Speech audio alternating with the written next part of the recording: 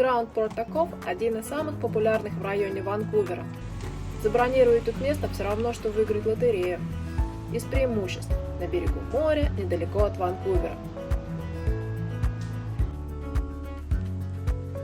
Говорят, что на Крым похож, ну, я не знаю, я не была.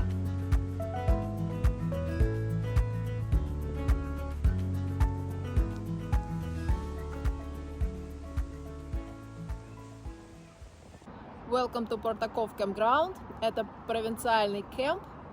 Он находится в районе Сквомиша и как бы зажат между трассой Sea to Sky Highway и побережьем моря. Поэтому очень мало места, но прикольно. Double sound эффект. С одной стороны ты слышишь шум моря, а с другой стороны шум трассы. И шум трассы, он, громче.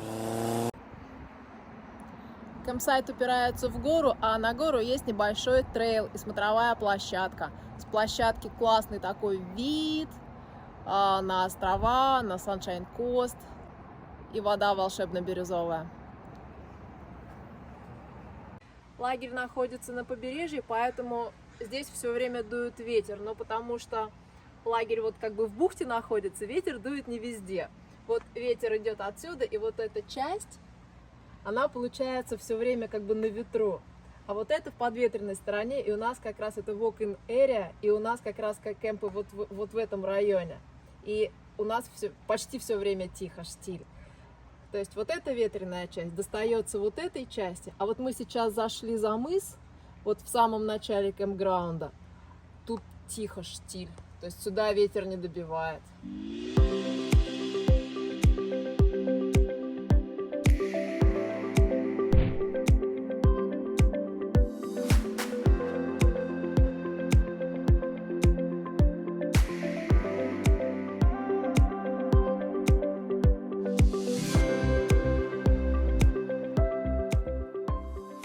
На walk-in кемпсайтах нет ни столиков, ни фаерпитов.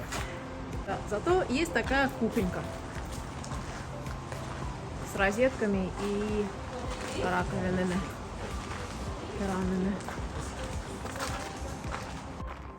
Кстати, туалеты для кемпсайта тоже вполне приличные. По крайней мере, все время есть санитайзер и туалетная бумага. Ну, еще, я так подозреваю, они выполняют функцию раздевалки, потому что очень просторная. В парке очень строгие правила насчет хранения еды, потому что очень много диких животных. Настоятельно рекомендуют хранить еду за пределами палатки. Здесь есть душ и горячая вода. Да, можно зайти и принять душ. Но мне кажется, там только один душ. Ну, какая разница, там и очереди нет. Вот. Не знаю, в Крыме не была, сравнить не могу. В Крыму, в Крыме. Но здесь тоже хорошо.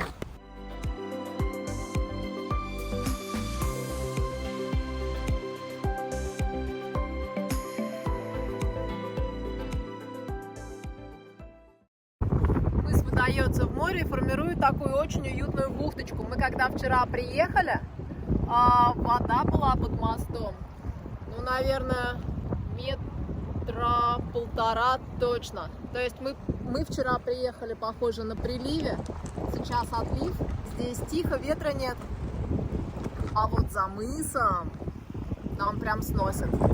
Там не очень хорошее время для падлборда. Похоже, у меня супруг рыбачил там, где рыбачить нельзя. К нему подъехали какие-то очень важные дяденьки на служебном катере. Надеюсь, не оштрафовали. Береговая охрана сказала, что рыбачить тут нельзя. И если бы у мужа была леска в воде или рыба в ведре, его бы оштрафовали. Но позже мы выяснили, что граница охраняемой природной зоны проходит сразу за бухтой Порта Ков, а Артем был за ее пределами. Так что с претензиями береговой службы мы не согласны. В нашей бухте сегодня абсолютный штиль. Вода гладкая, спокойная. Это не верится, что вчера тут какие-то волны были. Сегодня потрясающая погода, чтобы падлбордить. Облака зацепились за гору. Никак перевалить не могут. А вон там еще снег лежит. Это в районе Сквомиша горы. Очень высокие.